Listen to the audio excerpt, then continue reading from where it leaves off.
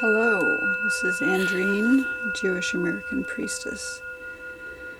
Today I'm bringing you a reading of the Hebrunes, as well as looking at the new North American Animal Wisdom Oracle that I just received in the mail from maker and creator Angela Raincatcher.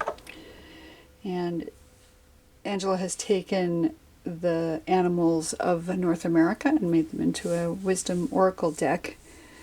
And so I'm going to do some cards from that deck this day, as well as choosing Hebrunes and Nordic runes to go along with each of those. So let's start out by giving this deck a shuffle.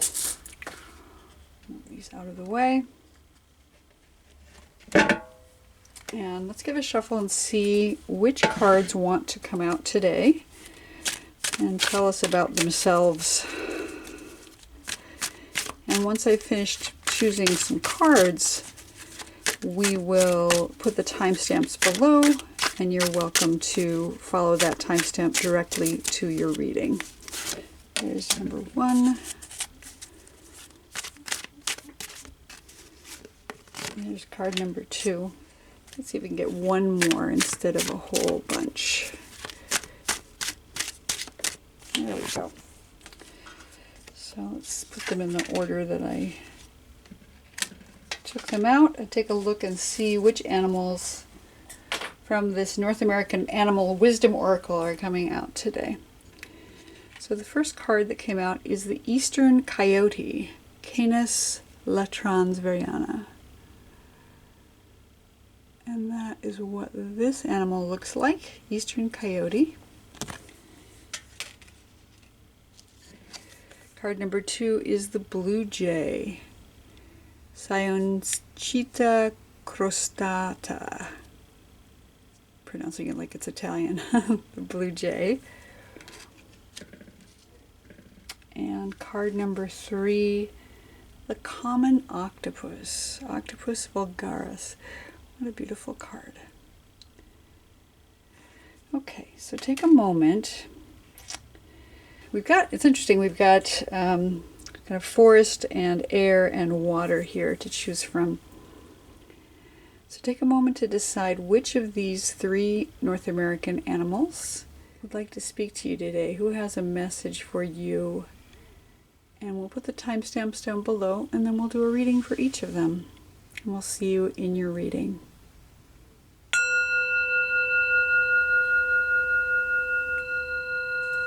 Hello, card number 1.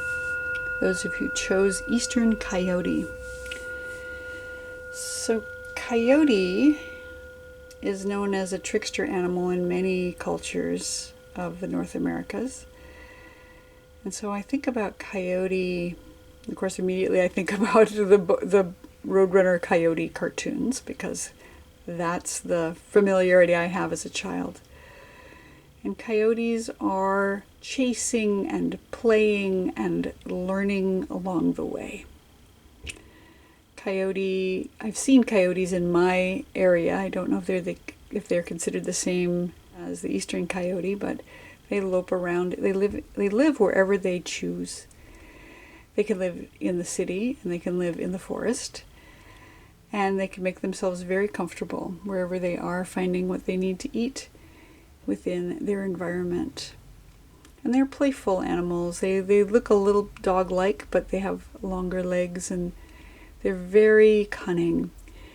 There was one moment when we were out driving near the airport and we saw a field, and in the middle of this open field surrounded by different airport buildings and such, there was a coyote jumping up and catching what looked like to be rodents of some kind in the field. And so we stopped to watch for a moment.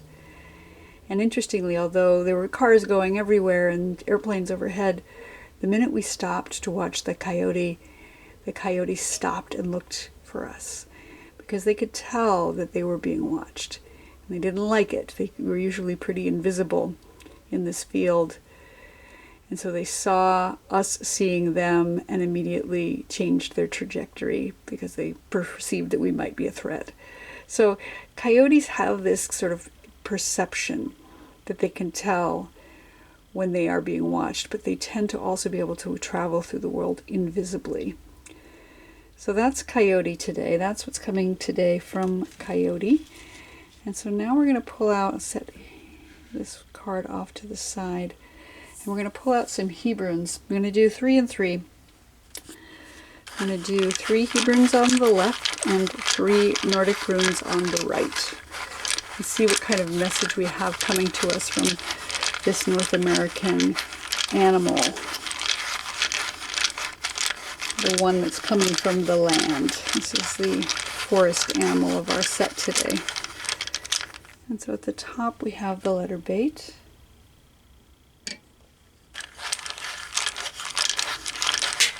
In the center we have the letter Tet.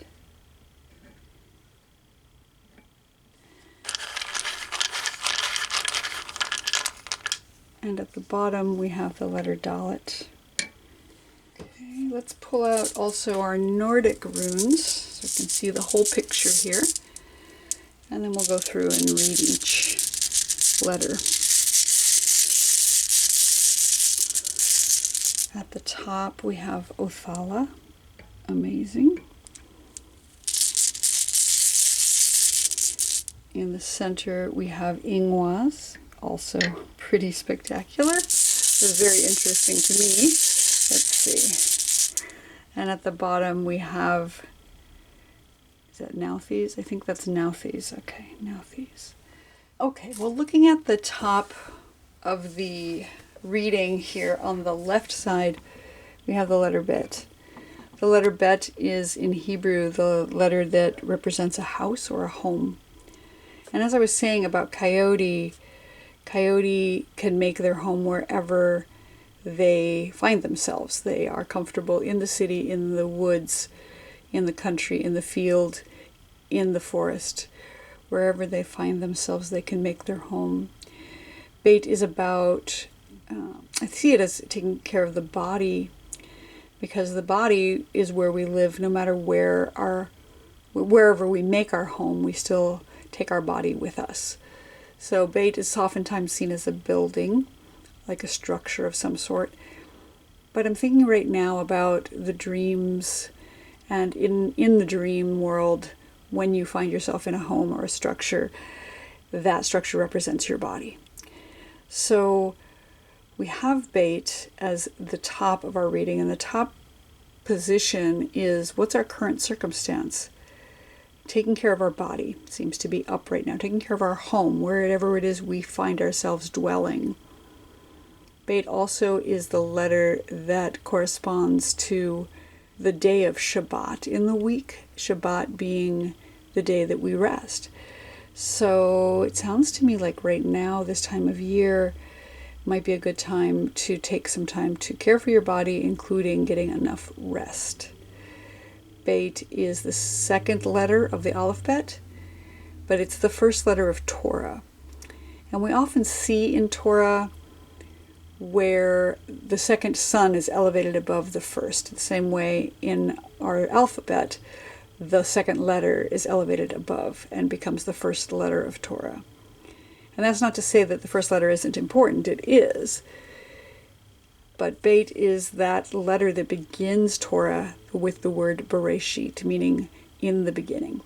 So Beit means, it's the prefix which means in, or on, or to, or toward, or within. So it's about, again, dwelling. Where do we dwell in? Where do we move toward? As we contemplate where we are right now in the world, Beit is the binary transformation in the Sefer Yetzirah of life and death. And it is a choice that we make each day. It's the struggle that we struggle with each day. How do we stay alive?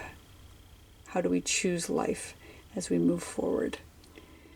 Beit corresponds to the mouth in the body.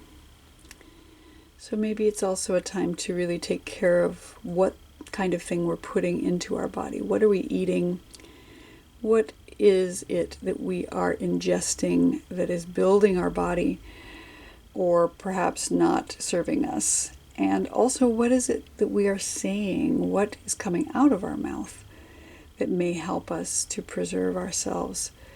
So being mindful of our intake and our output in the world. When we think about coyote and their mouth, they eat a lot of different things, and they also make sound to call to other. So in the night, sometimes you can hear the coyotes calling to one another. So maybe it's time also for us to make a noise that calls out to our own kin in the world, so that we can find our place, find our home right now. That's what's up right now for a bit. On the right side of the reading, we have the Nordic rune of Othala. This is really interesting because Othala represents the home as well. It is the letter that represents homestead and comfort zones and the place where you dwell. So fascinating that we have both of those at the top of our reading. It's really, really up right now. Where are you living? What is it that you are doing to take care of your home, to take care of your heritage? Because Othala isn't just about a structure.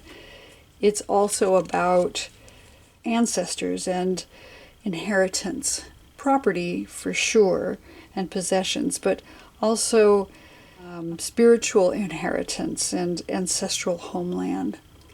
So our home is up right now for a lot of different reasons, both physically in our body, but also what have we inherited from our ancestors, both physically and spiritually, and how can we put that into practice? How can we tap into the ancestors' heritage that we've received right now to take care of ourselves, to take care of our animal self in this time frame? I just think it's really interesting that we have both home letters right at the top. The challenge or the fear in our situation right now is the center letters, and we have on the left side, on the Hebrew side, we have the letter Tet. Tet is the letter which represents a container, like a cup or a vessel or a womb. And it's the first letter of the word Tov, which means good. And so the whole picture is that one is seeing something good within, so that there's a gestation perhaps happening. It is the number 9 in Gematria, so it represents those 9 months of gestation in the human body. And we're looking for something good within that gestation, that something is percolating right now, and we need to believe that there's goodness within it. But the challenge is that maybe we're afraid that there isn't something good inside here, that there's this thing we're waiting to be born, and we're afraid that it's not going to be as good as we'd hoped. Tet can also represent a snake. You can see it looks a little bit like a curled up snake, a coiled snake in a basket. And yet snakes are all about transformation. So there's something that's transforming in this gestation period, and it's shedding its skin. And when something is shedding its skin, it's not beautiful. It's very, very ugly sometimes. It's very difficult to see the beauty in it, to see the goodness in it. So the challenge right now is sitting with that gestation and finding the transformation and trusting that there is goodness within as we wait out to see what is born next. That's our challenge right now on the Hebrew side. On the Nordic rune side, again, interestingly, we have Ingwaz, which represents the seed. It's the Ing's rune. Ing is the god of fertility. He's the god of earth and growth. So it's this seed rune, which is similarly about something that has been planted and is about to grow. So it's about gestation and internal growth and new life that's coming out of a situation. And so same message on both sides here. Something has been planted, we are waiting to see what grows, and we're hoping that it turns out to be a good thing. that maybe we're afraid on some level that it won't turn out well, or that there is barrenness, that the fertility isn't going to come to fruition, that we have planted something but we can't see that it's growing right now. And this is particularly apt for this time of year where there's a lot of darkness. The rains are pouring down in the northern hemisphere and the seeds are underground. The seeds are in darkness. The seeds are in their seed coats and we can't tell whether they're going to sprout or not. So the fear or the challenge right now is waiting for the gestation to take place, for the seed to sprout, for the roots to grow, and then eventually, ideally, it will grow above ground and we'll be able to see the leaves and then eventually the fruit. But right now, the challenge is waiting it out. Waiting and trusting that whatever we've planted, whatever's under the ground, whatever is gestating right now, will come to fruition, they will come to goodness. On the left side, for our position of sort of the outcome or advice in our situation, we have the letter Dalet. Dalet's been coming up a lot. It is the letter that represents a doorway, so it's about birth. It's about the birth canal, the delta of Venus, the female genitalia through which birth happens. So we have this door, this gate, and this way through into the next thing. So Dalet can represent a birth canal. It can also represent the concept of death. As I've said before, when an infant is in utero, they can't know that there's anything else in the world. So when they go through their birth, it may feel like death to them because they're changing from one thing that they've only known into something new. And so there's a great amount of challenge and fear around that doorway. But the way out, the only way out is through. The only way to come into the world is to be born. So the advice here, the advice and the outcome is to step through the doorway. The word dal in Hebrew means poor or humble. So there's a necessity to become humble in order to walk through the doorway.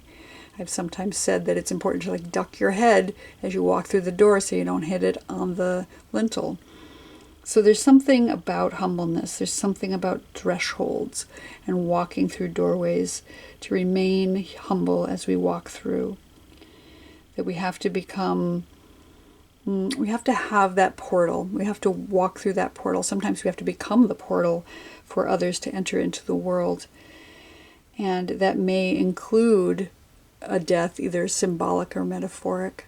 The advice in our situation or the outcome of our situation is the doorway, is that liminal space, is that walking through the doorway, being courageous to walk through the doorway as we are ready with our humility to pass into the next iteration of a thing. Again, thinking back to Wile E. Coyote in the cartoons, how he died over and over again, right? He would get the Acme anvil and it would drop on his head. He would paint a cave on a wall, and then as the roadrunner would go through the cave, he would try to go through the tunnel too and smack into it and go over the edge of a cliff and then fall.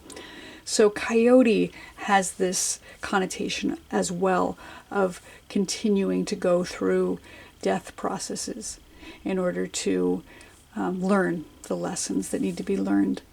On the Nordic runes side, we have Nauthiz, which is the rune of need. It's about necessity. It's about tending to one's needs. It can have to do with constraint, having some boundaries placed on us, but it really comes down to facing our challenges, facing our conflicts, and tending to our needs as they arise. And that brings us back up to the bait and the Uthala, taking care of our bodies. Maybe asking for help when we need it. But really, really leaning into this idea of what is our needs, paying attention to our needs, focusing on our needs, listening to our bodies, listening to the needs of our mind and our spirit as well, and taking the time to attend to them. Because if we don't, we will be no good for anyone. It's all well and good to think, oh, I'm going to help other people. But until we take care of our own needs, we will not be available to help others in any situation. So our message here from Coyote is about taking care of ourselves. It's about taking care of our bodies, being able to attend to rest, being able to tap into what has been gifted to us from our ancestors, both physically and spiritually, calling to others, being able to use our voice to call out to our pack so that they can answer us and find us, so that we can find each other right now.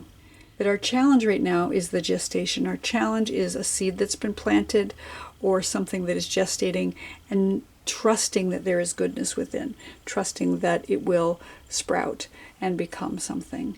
And that our advice in our situation is to walk through the doorway, be courageous, and step through to whatever it is that needs to happen, so that we can be birthed into the next iteration of a thing, and take care of our own needs, and so that we will be accessible and available to others who are also in need right now.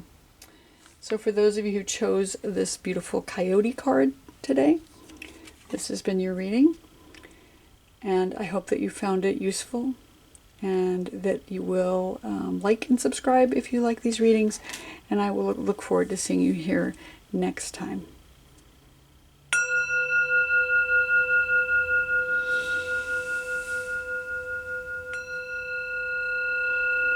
Hello, card number 2. Those of you chose the Blue Jay. This is our Blue Jay card. Very beautiful card with the air element. Looks like this one is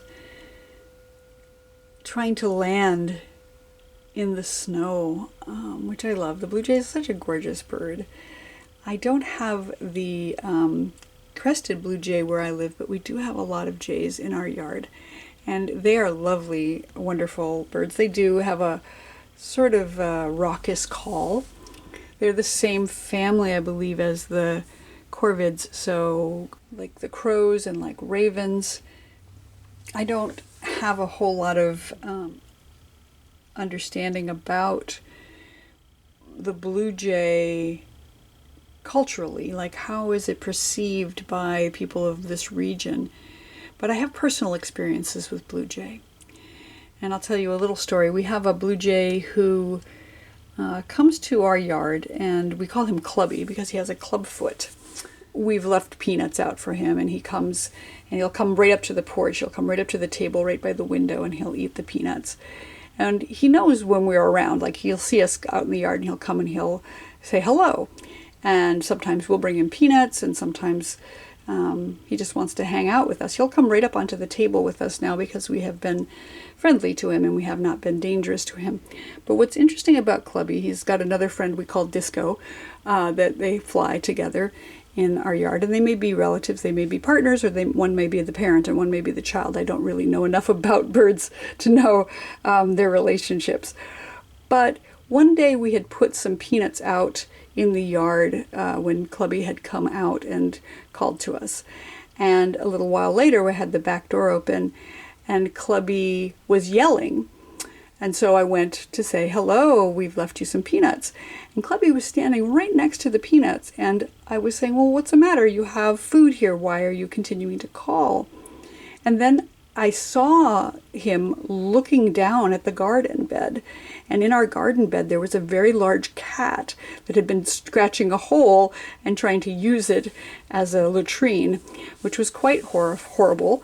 And Clubby was yelling at us to let us know, to try to protect our garden from this predator and from this mess that this cat was making in our garden. And so I was able to chase the cat away, and very grateful that our bird friend, who had called to us not simply to get food from us, but to actually help us out. We had helped them out, and now they were helping us out.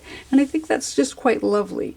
A lot of times we don't see birds or the animals in our native area, in our nature area, in our homes, in our yards, as allies. But in fact, I think if they see us as allies, we can also see them as allies. And I really appreciated that attention, not just protecting the yard for themselves, but actually, being aggressive and assertive enough to let us know that we needed to take care of this issue.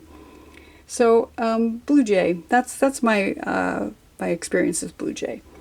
Blue Jay has been a friend, and in the Finnish heritage belief, the souls of the dead go into the birds. And when I was doing some ancestor work many months ago, one of the messages I got from my Finnish ancestors was to feed the birds, and that's when I befriended our Blue Jay clubby.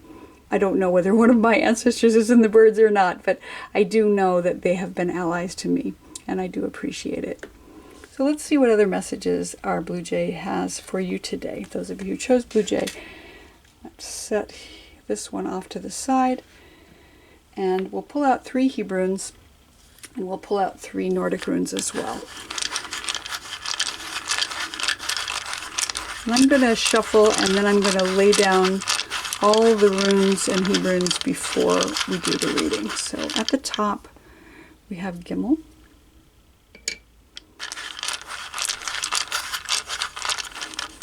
In the center, we have Aleph.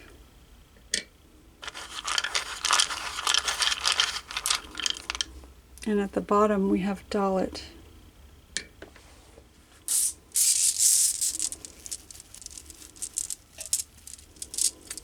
And our Nordic runes, we have at the top, we have Fehu. In the center, we have Uruz. And at the bottom, we have Tewaz. So starting with the top letter on the Hebrew side, we have the letter Gimel. And Gimel is a foot or a camel. It is about walking forward with purpose toward justice. Running toward justice. It's like running to give charity or mutual aid to others. And this position in the reading is the position of what is up right now. So we have Gimel, and Gimel is also the letter that corresponds or rules over the planet Jupiter in the sky. Jupiter in Hebrew is Tzedek. Tzedek means justice.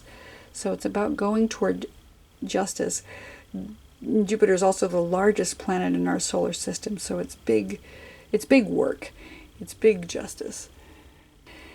The Gimel is the binary transformation of peace and evil. I think about it in terms of shalom. Peace is an inadequate translation. It means wholeness. And so when I think about this binary transformation from the Sefer Yetzirah, I think of it more in terms of wholeness and brokenness. And how can we bring justice between the things that are broken and how we can make them whole again. So that's what's up right now. Moving forward toward mutual aid and justice, and really trying to bring balance between wholeness and brokenness by repairing what has been broken in the world by Tikkun Olam, which is this idea of how do we repair the world. So Fehu on the Nordic Runes side is the letter that means cattle or wealth.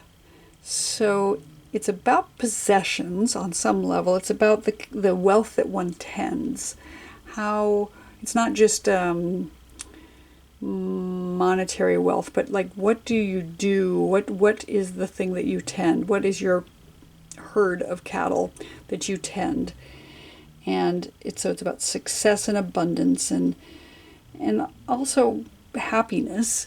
So not just possessions, but also your peace. How do you tend your wholeness? How do you tend that which is valuable to you in your life? Where do you find your wealth? It's not just in stuff, I hope.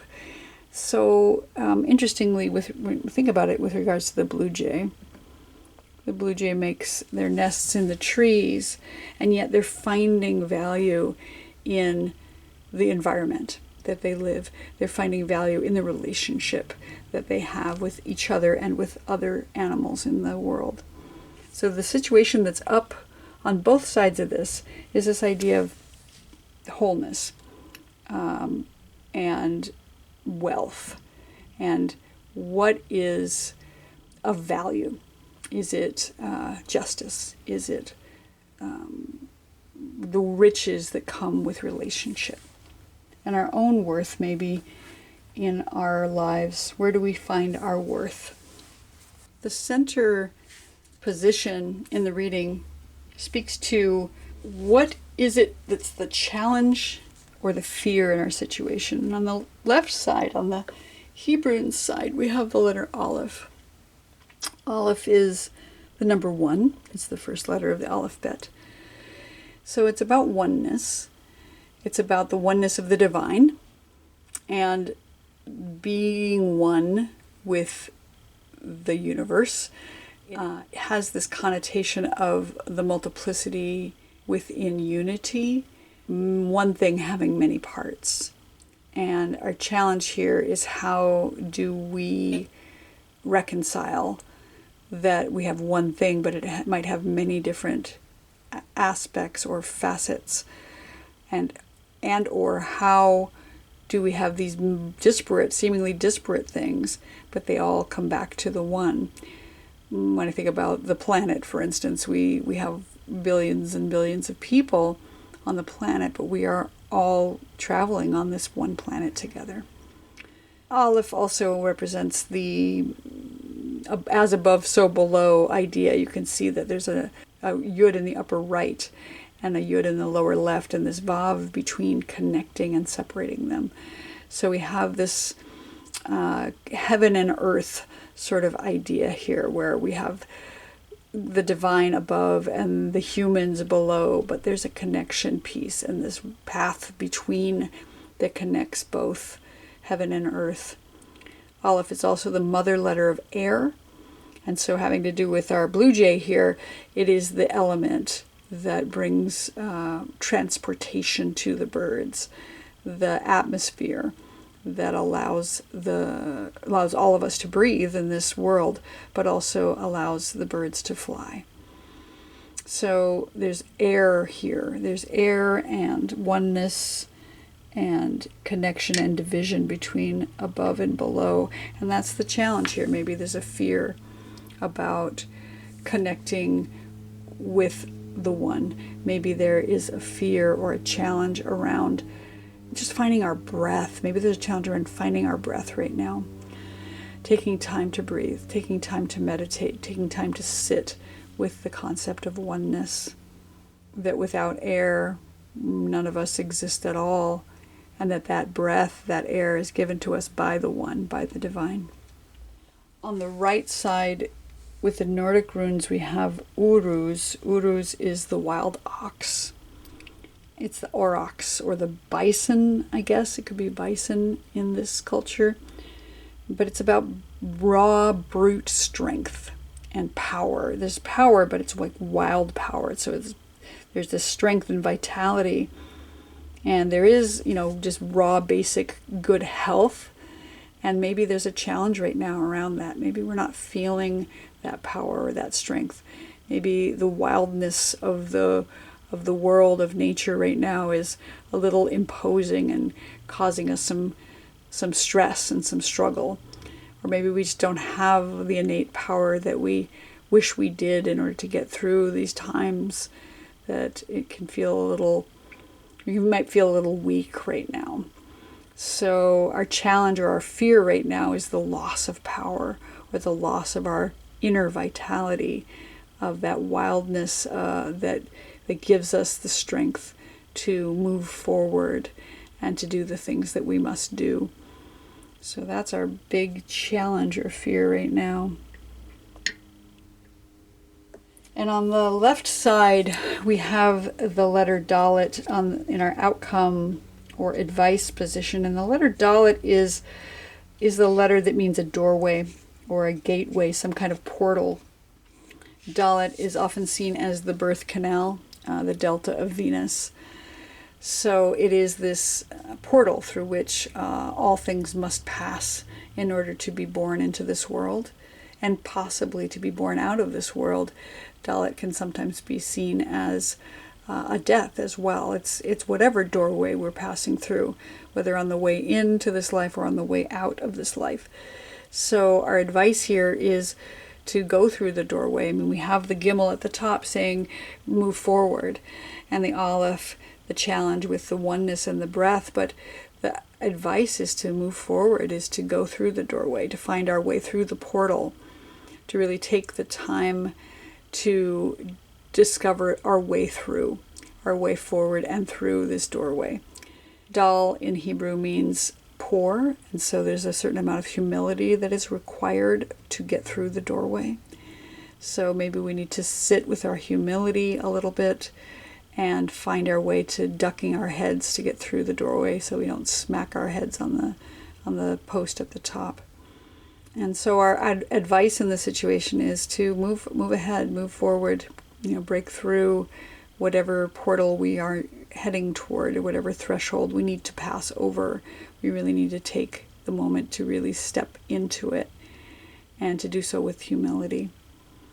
And that's our advice on the Hebrew side.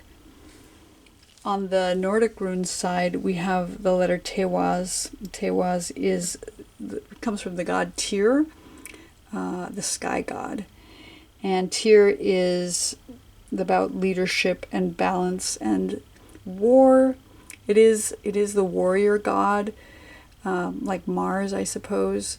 But it's really also about self-sacrifice. The god Tyr is the one who sacrificed his hand to the wolf so that the war would be delayed. So there is a certain amount of self-sacrifice and thought and victory, but there is some loss that comes with the victory. So our advice here is to do what we are asked to do, to find out what our duty is in the situation, to find the strength maybe from the urus, to find that vitality to do the things that we are expected to do. That there is a certain amount of duty and justice that is coming here with the Tewaz, thinking our way through and not sacrificing ourselves necessarily, but understanding what it is, what kind of compromise we need to do in order to make peace happen. That sometimes there may be something challenging in order to get through to the next thing, to step through that doorway onto the next iteration. The way that Blue Jay will sometimes, shout and be difficult and raucous, but in doing so brings about the justice that is required in the situation, like our friend Clubby did with the cat. Making a big noise, making a big fuss in order to get through the situation. So for those of you who chose Blue Jay, we have the Gimel, which is about stepping forward. That's where we are right now. We're stepping forward on this path, finding out our wealth and our worth, counting on what is valuable right now, really taking into account what is our end game here. What is it we are amassing in order to find the justice that we're moving toward? Our challenge here with the Aleph is finding the oneness of the situation, balancing the heavens and the earth, being able to find our breath in the situation, and also finding our strength. Maybe we're having a hard time finding our vitality right now and tapping into that strength. And our advice in the situation here is to step through the doorway, to really find our way through that threshold into the next thing, and also do what is necessary in our understanding and perception of the duty of the situation in order to get to the next thing, or to get through the next iteration.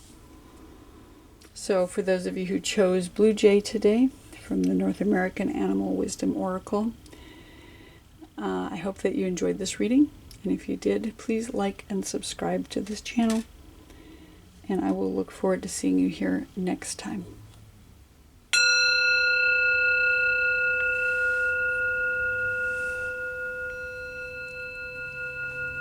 Hello, card number 3. Those of you who chose our common octopus. Let's take a look at this card. I love the colors of it. It's certainly the water symbol, but we've got these deep purples and blues and greens that are highlighting it seems like almost royalty of this octopus. So the octopus is an animal that lives in the water, certainly salt water. And my understanding about the octopus is that they're incredibly brilliant, that they have great minds and are very creative, as well as incredibly clever. They are able to escape from basically any enclosure that humans have attempted to put them in, and sometimes take care of their own environment. I heard a story of an octopus in an aquarium that kept taking out one of the bright lights in the lab because it was irritating. So it would just shoot water at the light until it would destroy the light bulb over and over again. Or it would come out of, there's one octopus story where it would come out of one tank and go into another tank and eat the fish and then go back to its own tank, squeezing through these incredibly small openings because they have this amazing flexibility. And if I'm not incorrect, I think octopuses have one of the best abilities to see of any animal on the planet. So they have really incredible vision in a way that we can't even comprehend. I love that they have so many arms, that they can do so much with it, that they can camouflage themselves and change color as they move around their environment. And they're just so versatile and smart and creative and clever. So that's the animal that you've chosen today. And we'll set our octopus off to the side here. And we'll pull out 3 Hebrunes and 3 Nordic runes as well to see what is coming up for you today with these animals. I'm going to do the one at the top. We have the letter Tav. In the center, we have the letter Vav.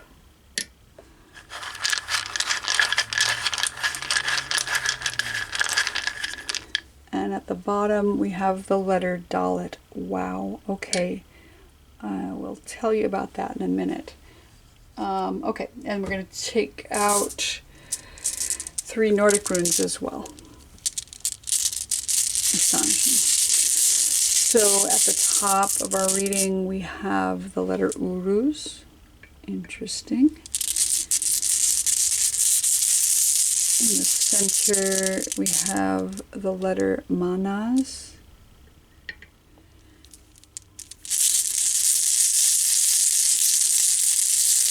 And at the bottom, we have the letter Degas.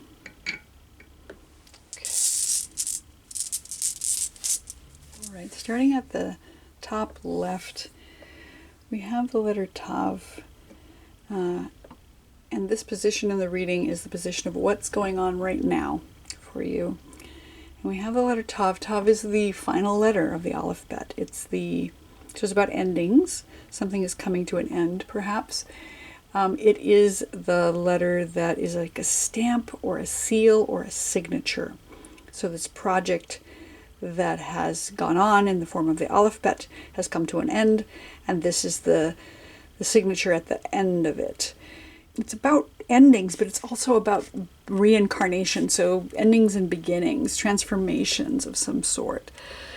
The Tav can be seen as this finality, but because our cycles are circular, it always means a new beginning. Just like we've come to the end of the year and then we start again. Some say that it looks a little bit like a Dalet and a Nun together, which spells the word Din, meaning judgment.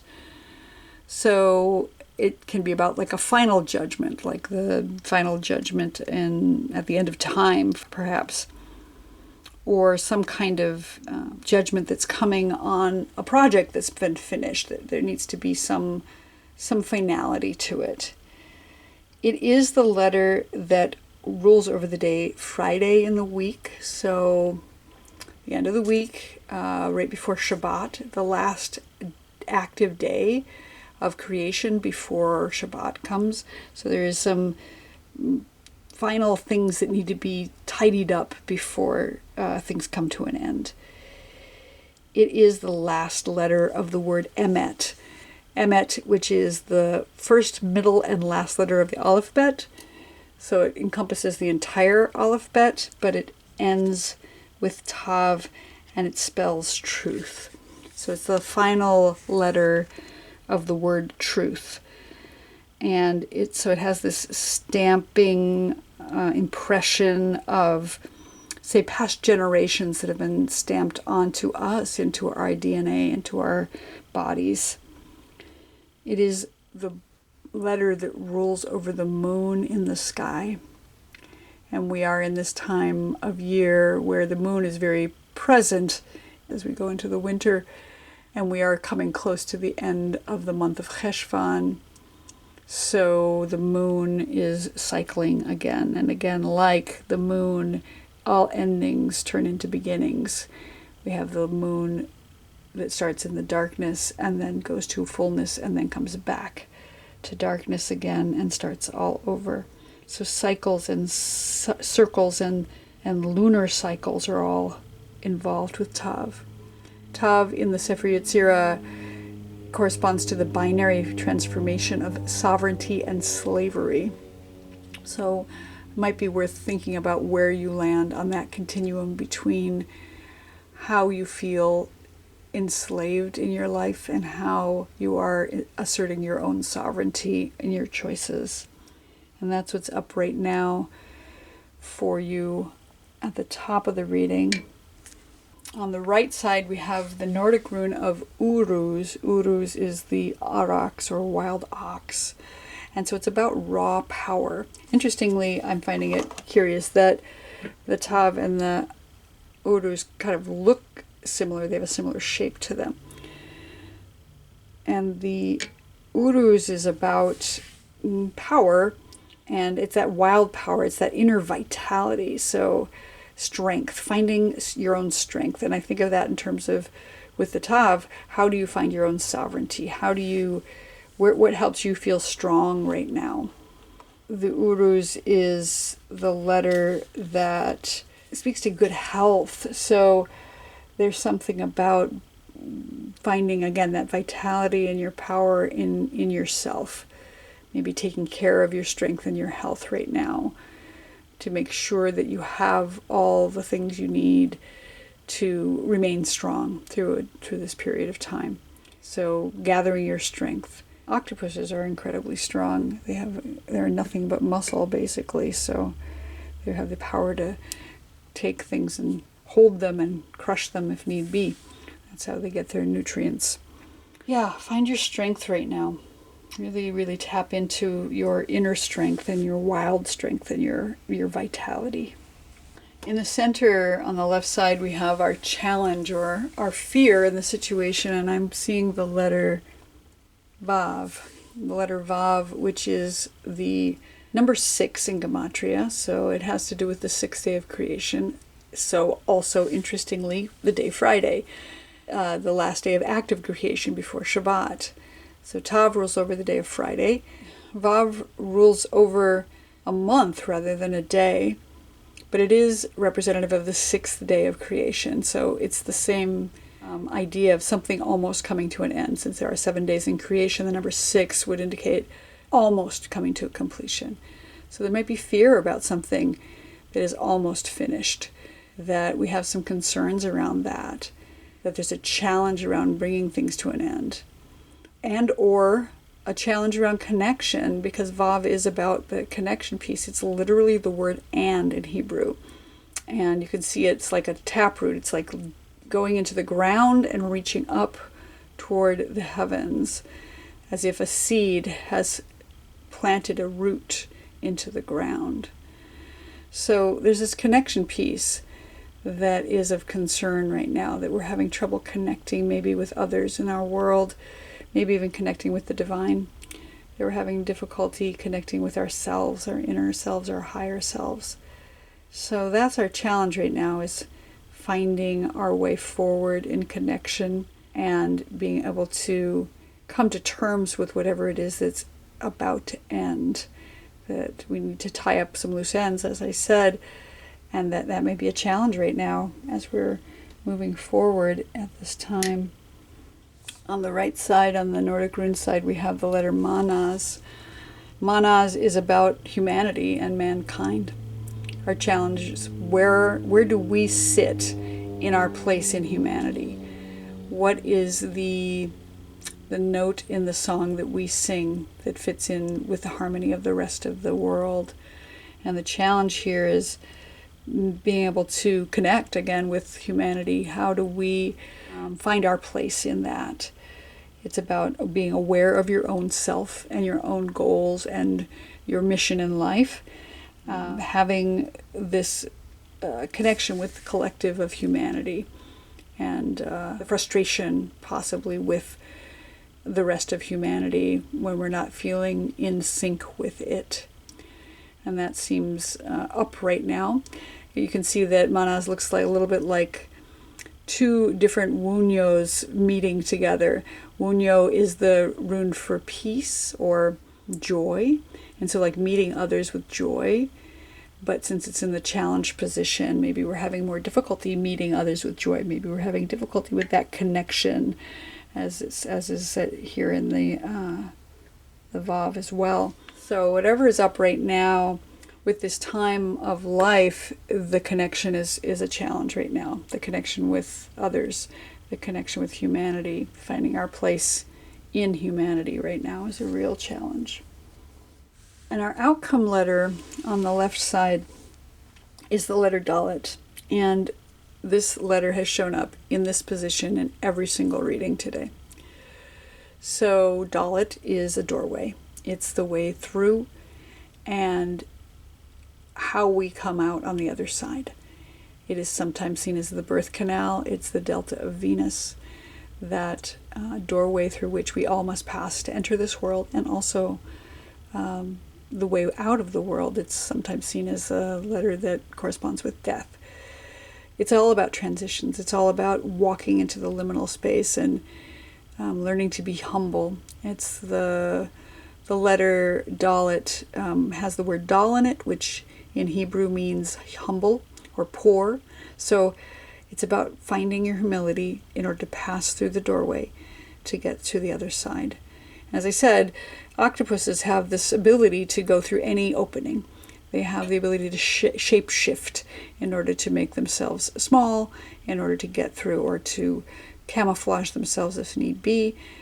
So our message here with the Dalet, again, showing up in every single reading in this exact same position, is that we need to step through the doorway. We need to make the decision to be birthed into whatever the next thing is. We need to accept our transition into the next iteration. The Dalet is that threshold that we need to cross over, the portal that we need to go through to get to the other side. It is the number 4 in Gematria, and it has to do with that, using the 4 elements and the 4 directions to find our way, our path forward. And it is the binary transformation of wisdom and foolishness. So how can we wisely walk through that doorway? So that's our advice, and our outcome is that we're going to be going through a door whether we like it or not. That if we are in this position, we have to walk through that door. We don't get a choice. There's no other way through except to go through the door. And on the right side, we have the Nordic rune of Degaz. And Degaz is about the breaking of the day. It's about things being lit up so brightly that it's as if the dawn is broken. So it's about breakthroughs and awareness and awakening and being woken up, and also about prosperity but the power to change, like having the dawn break over us and seeing the way, seeing our way through. So if we've been having challenges with connection, if we're having a difficult time figuring out how to come to an ending, how to harness our own strength and power, we can know that the light is coming. There's going to be this shining light that's going to break through, so that we'll have this ability to just wake up and see the way out through the doorway, the pathway through to the other side, whatever it may be. And I see this, the octopus is got, again, that brilliant brain and that ability to transform and that ability to find their way through any opening. That seems to be really essential here. That as things are transforming and coming to an end and we're finding our way to connection, really being able to utilize our transformative capabilities and our large brains in order to see the light and find our way through the doorway. So for those of you who chose Common Octopus today, this has been your reading. I hope that you found it helpful, and if you did like it, please like and subscribe to this channel, and I will look forward to seeing you here next time.